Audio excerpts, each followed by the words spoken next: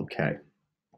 I think most people are on now, so let's get started. If at any point you do have any questions, there should be a little chat icon, and it should be able to just pop up, pop in the message, and just at any point, just ask any questions, and we can answer them along the way. As you know, one of the main things that we want to discuss today is the ability. Oh, hang on, some people are still joining. There we go. Okay, yep. So just ask any questions along the way. And if at any point you need to ask any questions, like I say, pop in the chat and we'll answer them as we go along. The main focus today will be the social applications. So in terms of the integrations with them, so how to connect your social connections up, how to create custom audiences, how to actually get data from your social into the platform, and also a little bit on the SoAmply platform that's also part of the Force24 product suite. So what I'll do, I'll just log in for now. And before we do start, I just want to touch upon one of the most recent updates we've had from Force24 recently. So as you know, we're always updating the platform with little things, little improvements, bug fixes. One of the ones that we've got recently was now the ability to add in your own UTM tags. So for those of you that do use your own UTMs, you'll notice if I just go on the account templates and pop in one of these, if I go on, click on an image, one of the things you'll see now is the fact that you can click UTM custom tags. So if I click on that one, that will remove our override.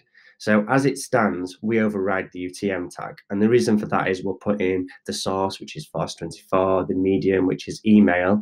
And then usually it will also display, if I just go back on the template name, it will display this bit here. So we've got UTM campaign, it will display that within your URL. And that's usually for the likes of your Google Analytics. If you want to see that people are visiting that particular URL and where they've come from, we override that. However, some of you want the ability to have your own custom. So the way you do that now is click on the image itself. Like I say, just click custom UTM tags. What you then do is you just amend your UTM tag directly in the hyperlink itself, as you can see here. So the UPM campaign and also the source, all of that within the link, and it won't override anymore. And that's for those of you that need your own custom tags due to the Google Analytics. Okay, that's the most recent update. Is there any questions on that section so far? If not, I'll dive straight in. Okay, cracking. So what I wanted to touch upon first of all really was the ability to connect your social AdWords such as Facebook and Google. So a lot of you won't have seen this actually, but if I just click on the connections tab, you'll see multiple integrations that you can do right out of the box with Force24. So you've got the likes of Pipedrive, Salesforce, and a lot of you are using Zapier for your particular integrations, Sugar CRM. We've also got in there campaign manager connections. So you can see here, we've actually connected up to our Facebook ads, not our Google. We need to connect our Google ones back up.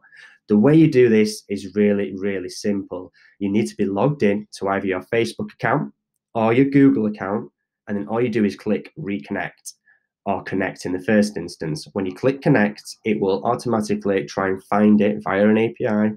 It will connect the application together, and then it will then be connected directly to your Facebook ads or Google AdWords. And the reason for this is it gives you the ability to then create custom audiences directly within those platforms using the data you've got within Force24.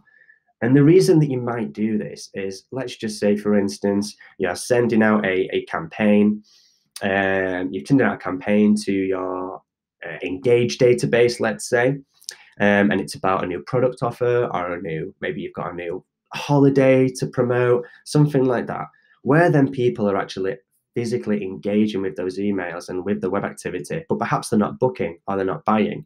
You can put them in their own marketing list. So if I go to your data tab, let's just say, for instance, one of these marketing lists then is your engaged list.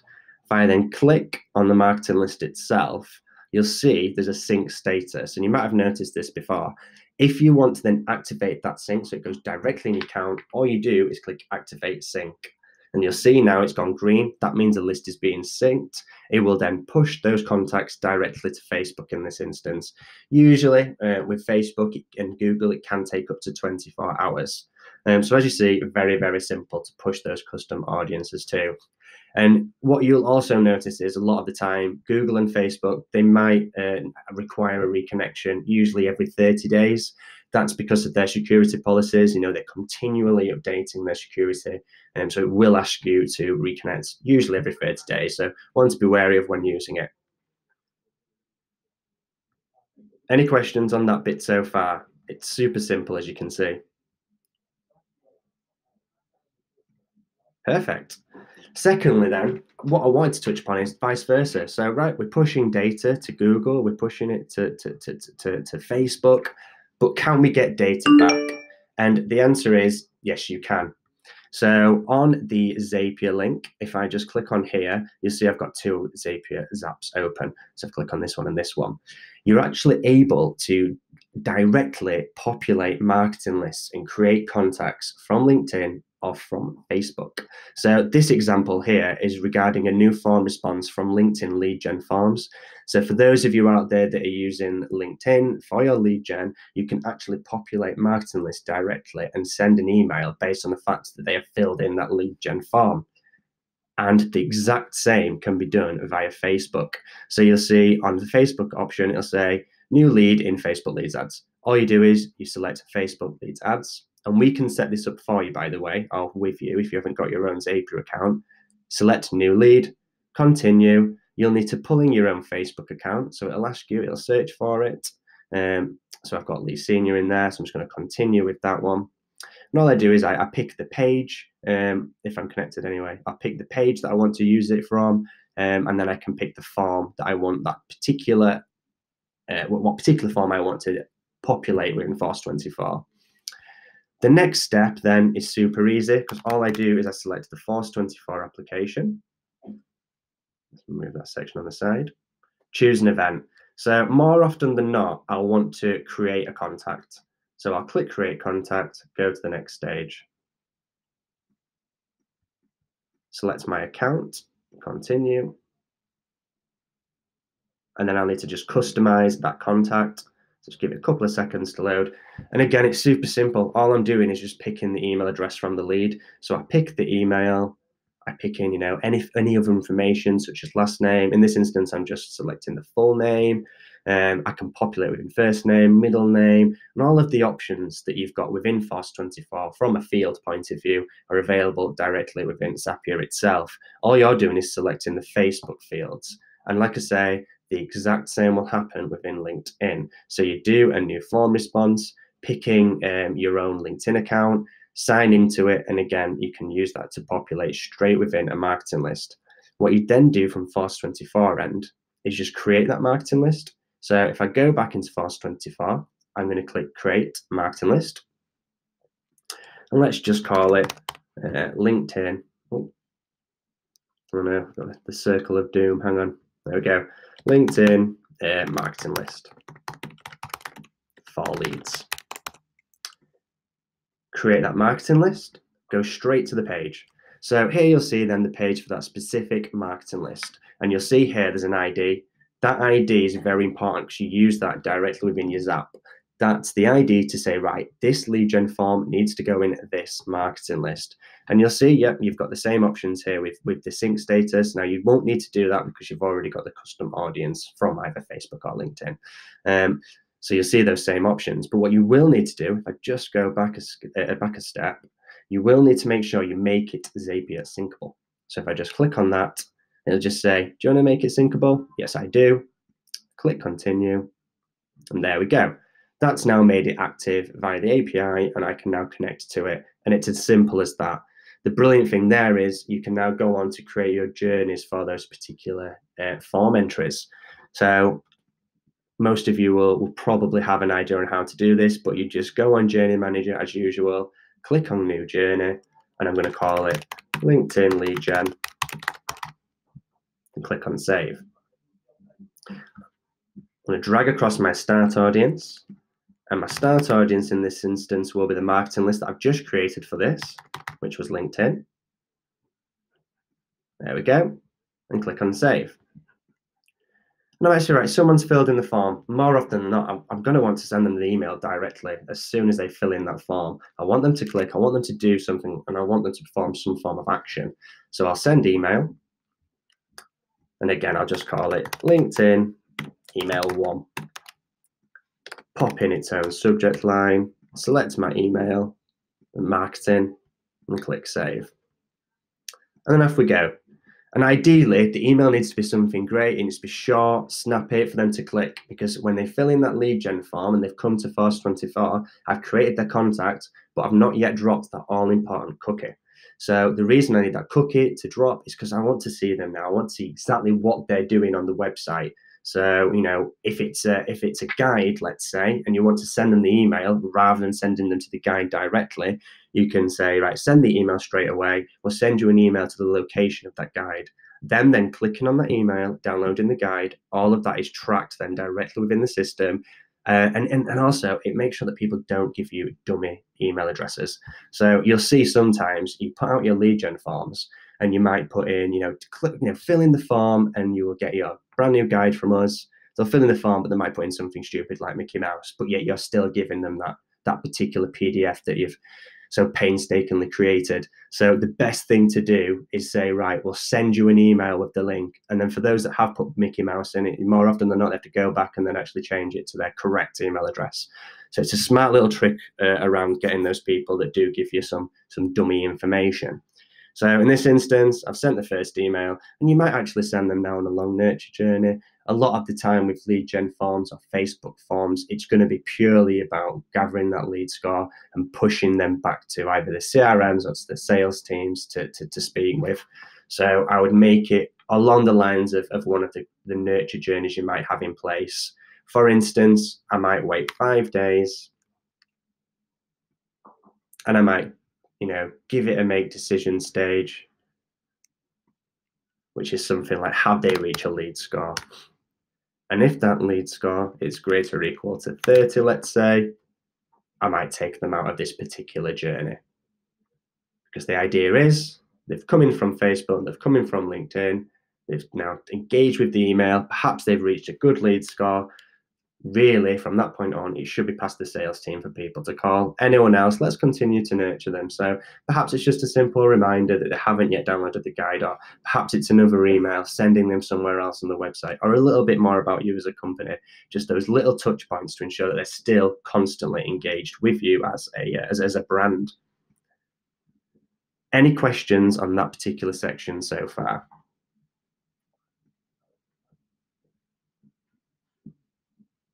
Oh, brilliant.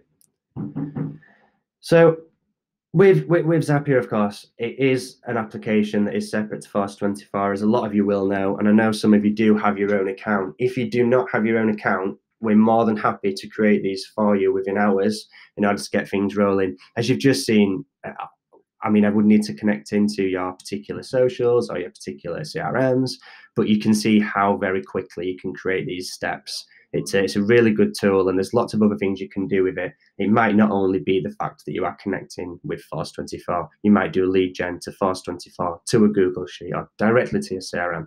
So there's lots of things you can do with it. And just get in touch and we can go over those particular instances with you. So if there's no other questions, I'm going to sort of deviate out of the Force24 platform and directly into the SoAmply platform. So again, I know a lot of you have already heard about SoAmply, and I know a lot of you have actually got this application. It is still us, it's still Force24, and it's still us that are managing this application with you, and we use it ourselves. And it's a great tool in order to really engage your team, basically. So the way we use it, it's purely about employee advocacy. What we want from here, we want our PR or our marketing team to create brilliant, engaging posts. Again, directing them to things with the brand, putting posts about our latest guides or about our latest events. But all of these are purely in the SoAmply dashboard. So as you can see now, I've logged into my SoAmply, and then Katie Mellison, so she organises our PR for us. I can see she's put in a guide about our Brexit checklist, but she's put in different posts about it. So she's worded this one a little bit different to that one. What I can do is I can go straight in. I might think, right, I'm going to share this. I can click on share. I might say, right, I want to share it to my Twitter, to my LinkedIn, and you'll see now it's giving me the option to just tweak that post. So I might add in my own words to make it a little bit more personable to myself. And then all I might do is share it either right now or I can schedule it. And the idea is I want to schedule this. So I might say, right, I'm going to send this Sunday evening, but like I'm doing some nice things Sunday afternoon, let's say. There we go, at 7:30, and schedule that share. So the idea is you as a marketer, you're populating this dashboard, but then for your sales team or any other members of the business, they can then log in and share these posts directly on their own social medias. And you'll find that, especially within LinkedIn, and then especially when sales team are posting these themselves, you're getting great engagement from those particular posts, rather than you spending all that money on promoting your posts. Because with the nature of LinkedIn especially, the algorithm really favors, people. It wants to show people at the foremost. It wants to show those organic posts coming through. And you might think, oh, well, how do I get these people engaged? How do I get my salespeople to be logging in? There's some great ways of doing this. First of all, if I just go to my statistics tab, you'll see straight away there's a leaderboard. On that leaderboard, it numbers everybody in terms of who's actually sharing the most. So I'm actually second at the minute. So I've obviously got some work out for me to get back up to the number one spot where we've got Jason Rain. But you'll see that how many people, what they're posting, the types of clicks they're getting, the types of reach. That leaderboard really empowers the team because everybody wants to be number one in these sorts of things. So giving some form of incentive to the sales team or to members of the other team in order to really get people communicating with it and posting it. And again, we found a lot of business does come through this because people are seeing us post, people are seeing our sales team post about us as a company, and they're talking directly then to our sales teams. Another way, and this is quite a nice idea actually, is the fact that I can then click, let's say I just click on these ticks. I'm going to click on that post. I'm going to click on this one next, it's a little bit different, and this one. So I'm ticking all of these. You'll see I've now got 3 posts selected. I can either export those posts or I can prepare an email. So the nice thing is, if I click prepare email, I can enter a subject line. So see our latest posts. And then a little introduction. So, hi everyone.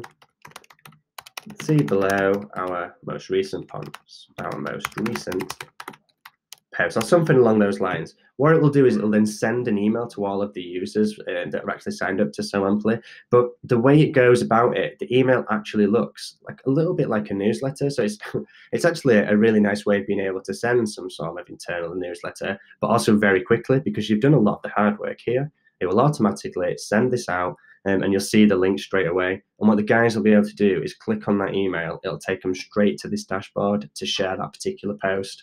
So it removes some of the, if people are saying, oh, I ain't got time, sending them that email just to click on it, just to quickly share it. Everyone's got time to do that. So some of the other things you can do with SoAmply, you'll see there's things called channels. So let's just say maybe you've got a sales team that work in different areas or different industries, and you don't want to post everything onto one dashboard.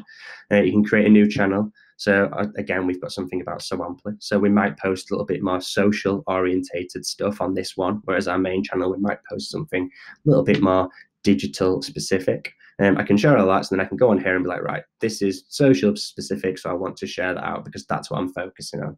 But like I say, if you've got people that work in specific industries like motoring, you might have a motoring channel and put engaging posts on there, because it's not always about we're the best, we're Force24. It's purely about showing what else you're putting out there content-wise. If I click on queue, I go back, so I'll see some queued shares. So if I've queued anything up, all of those will populate there for the week. And then where I've got queued posts, that will show you posts that you're actually queuing to SoAmply. So where that one works is if I'm creating a post, but I don't want it to be scheduled straight away on the dashboard. As an example, let's say you've got an event and it's on the 31st of January. But what you want to do is be able to say, see us today at stand X. You can schedule that post to go directly on that specific day. We've also got things like the Discovery tab. Now, this is really quite cool. On the Discovery tab, you'll see I've got lots of different hashtags or RSS feeds. All I do is I add that particular RSS feed or hashtag onto the left-hand side, And then that will then create me a new feed of those types of information that's coming through. So I might think, right, employee advocacy, check out these top 10 employee advocacy programs. If I amp that, what that means is it's posting it on my dashboard now, my channel. So usually within a few minutes, and there it is straight away. I've now put that on the dashboard for everybody to share. So again, it's about putting that industry news out there, and then from everyone else, they can have the ability to share that with their connections then. And then one of the really cool bits, and I guess really it's quite a good way of seeing what your competitors are doing without directly following them, is the industry tracker. So as many of you know, we've got a lot of competitors out there. Let's just take HubSpot as a great example. So I've hooked up their Twitter handle, and if I click on see account, what it'll do is it'll load up a new page for me, and this will give me a breakdown of what HubSpot are actually doing. So I've got how many tweets they've done, who's following, who are following them, their tweet activity. So are they mentioning a lot of people? Are they doing a lot of retweets? When they're sharing. So this week, actually, it's fairly significant on each day.